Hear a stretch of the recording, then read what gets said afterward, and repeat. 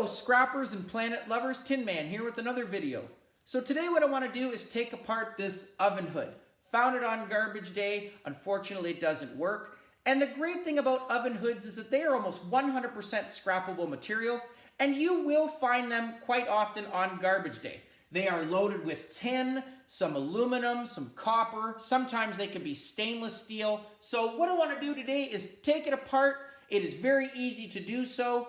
Show you how to identify the materials, and more importantly, how to maximize your profit and divert as much of this away from the landfill as possible. So the first thing, word of caution, you do have to be kind of careful on these. Some of them are heavily caked with grease and other cooking agents.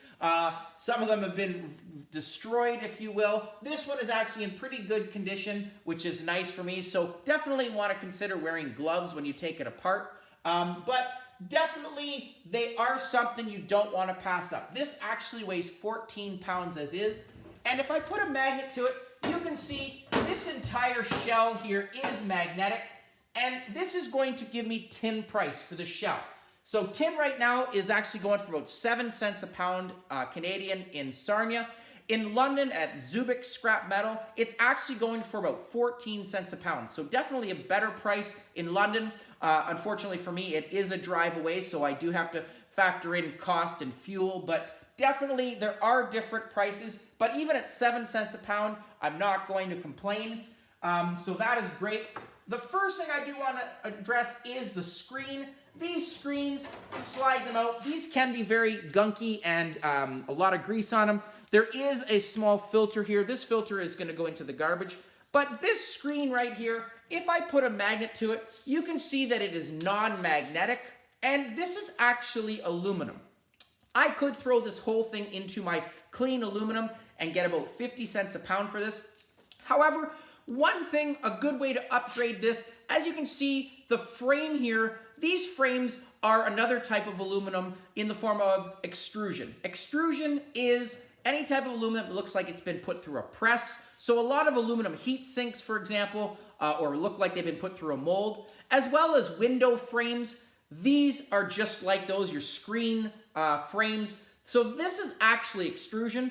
And extrusion right now is actually going for about $1.10 a pound. So very easy to do. All I actually have to do is kind of slide it out of that screen. And these pieces right here, again, are going to go into extrusion. The rest of this screen will be clean. So great way to upgrade. There is definitely not a pound here, but once I take all these pieces off and I add them to my collection of screen frames, it definitely adds up. So extrusion, clean aluminum. The rest of this, you can see now, I have a copper motor here. A small one, but definitely is going to have number 2 copper in it. As well, I do have some wiring that I'm going to look at. I have a sheet here that I've already pulled off. It has a bolt. Another piece of sheet, tin, if you will. Some of them, if they look metallic like this and you put a magnet to it and they are not magnetic, they can be stainless steel. And the way you tell that is, in my opinion, the best test is the grinder test. So if it is non-magnetic and I hit it with a grinder and it sparks, it's going to be stainless steel. If it is non-magnetic, I hit it with a grinder and it does not spark, it's going to be aluminum. It could also be brass, but and this would not be brass, but some things have a coated brass on it or a nickel on it. Prongs, for example, from outlets. Those, obviously, once you scratch it and it reveals the gold underneath, that would be brass. But the grinder test to determine if it is stainless steel, aluminum, definitely that is your best test. But again, put a magnet to it, it does stick. And I have actually just found out that some scrapyards will actually take magnetic stainless steel as well. It's about 3 cents more than tin, so it depends on how much you have. But a lot of your outer appliances, like microwaves, hoods, for example, they can be magnetic stainless steel. And as I said, it depends on how much you have. For 3 cents more, you can either have it in a separate category or you could put it in with your tin. If it was non-magnetic and stainless steel, that is your good stainless steel, and that would be going for about 77 cents a pound. So you definitely want to separate that from your tin. But again, all of this is going to be tin. So My wiring here, I do have a few buttons here at the top. My control panel you can see here. These are easy to do. All I do is actually I will knock them out with a hammer. Okay, so I've already taken one out. The faceplate here that actually comes off of it, here is another small piece of aluminum. Okay, so I definitely want to put this into my clean aluminum pile as well and get my 50 cents a pound. Okay, but these wires here, they do have a little bit of yellow brass on it. These connectors, I do open these up and get that yellow brass. That brass is going to go for about $3.50 a pound Canadian. Definitely not a pound there, but I do put it into a bucket. This wire is definitely a good score as well. This wire is actually going to be classified as 60% appliance wire. At a scrapyard, you will have two categories for appliance wire. You have 40% and 60%. And what the scrapyards look at is plastic to copper ratio and copper recovery.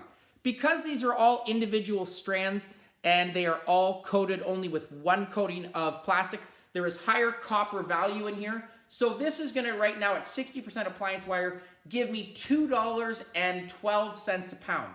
And I do want to make sure that I stress these do have to come off. You can be penalized if you have this brass end.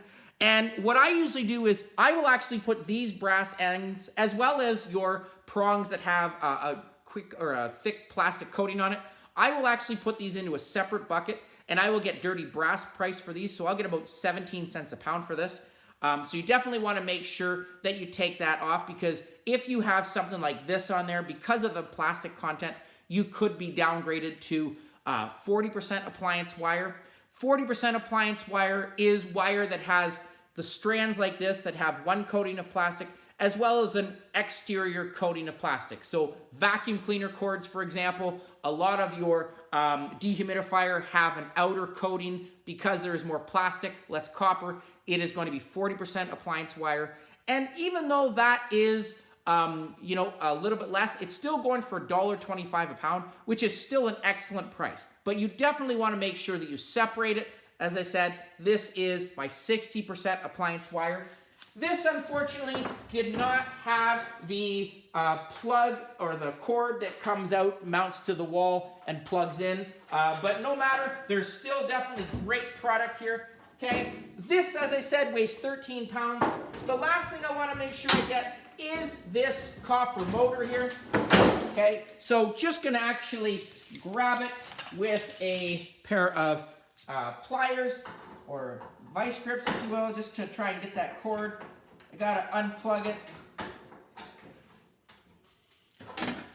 Okay, find my tools here. Get these magnets out of here. So, tools. Just going to use actually a pair of vice grips here. And as I said earlier, this is not very dirty, which is great, but I have seen some of these hoods that have just been, decimated with grease and other cooking agents. So definitely want to be careful there. Okay, I'm just unbolting this fan. There's two bolts here connecting it. Some really nice tin on here. Okay, there's one bolt gone. And the other thing I do want to mention is a lot of people will pass up the light bulbs. Light bulbs, sometimes I actually will definitely check to see if the light bulbs work. Light bulbs, I've put some of them into other items. Lamps, for example, the light bulbs from lamps I constantly use. But there is a really nice copper motor here. This is plastic. Sometimes these can be tin, but gonna have to first knock this off. And all I'm actually just gonna do is just slide it off. Sometimes you can just cut it off. Actually, sometimes you could also just use a hammer, and I think that's what I'm going to do because there is a bolt here, but best way sometimes is just smashing it. This light bulb, I just want to pop this out first as well. There you go. It was hard to get with this hood. But these light bulbs as well, the light bulb's already been taken out, but there is some brass in here. That is aluminum, and I will break these open, as I said, to get that brass and aluminum. So definitely don't want to leave anything. If the light bulb was in there, definitely check to see if it works, because again, I've used them before. Okay, but here, this is a solid piece of tin here. Again, probably about 9 pounds. I'm just gonna throw it in my truck.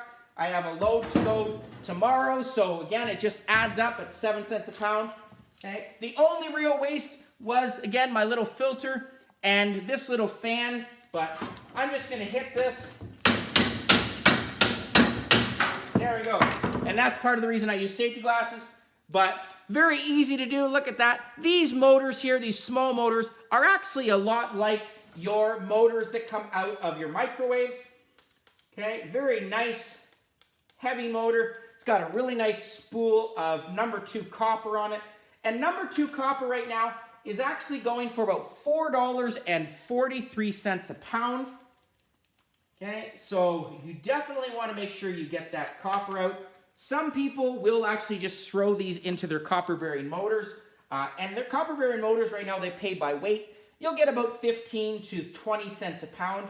In my opinion, you definitely get a lot more from separating it. It takes very little time. Okay, you do also want to make sure you check.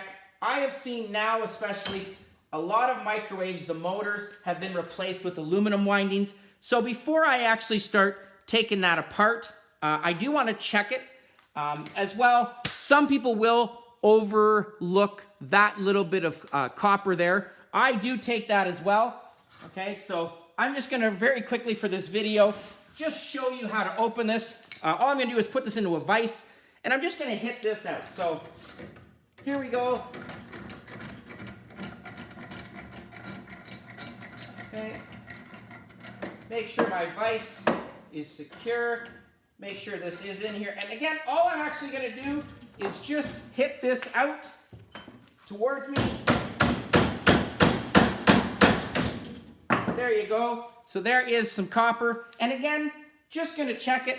This is obviously a red look, but again, if I scratch this and it reveals a metallic look underneath, it's going to be aluminum. Okay, this is definitely copper, okay? So you definitely do want to check to see the scratch test, especially a lot of newer microwaves. Some of them look like beautiful bare bright copper. Once you scratch it, it reveals the metallic underneath. If it was aluminum, I would leave it. But because this is copper, look at that beautiful copper here. I'm just going to pull it right out, okay? The rest of this thing, I got to make sure that it's not hooked, but #2 copper, I just throw it into a bag. It all adds up. There is a little bit of tin in here that I'm going to throw into tin. Okay. As well as this piece, I will throw it in. I don't bother with the little bit of cast aluminum on here. I just throw this all into my tin. But again, while I'm on the topic, some people will neglect the little bit of copper here. And all I'm actually going to do is take a pair of side cutters here. Just going to cut that first one right there, just gonna cut it. Okay, sometimes it's just trying hard to get. And then all I'm gonna do is I'm just gonna fold it. You can see there's 2 pieces, 2 connectors here. Gonna grab it, hold it. Okay, there you go. I'm just gonna start folding it now.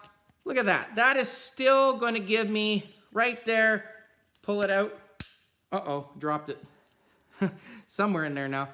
Okay, but there is a little bit right there of copper. Okay, it all adds up. So I just throw this right into my #2 bag as well. But again, if you're trying to maximize your profit, you definitely want to get this. The rest of this is going to go into my tin shred. And as you can see there, these are all little plates put together. So this is why it is classified as tin shred. Someone asked me, why would this not be steel? And in order for something to be classified as steel, it has to be thicker than 1/4 inch. Because these are all individual plates put together, it's tin. Okay, so again, took me about 8 minutes to take apart.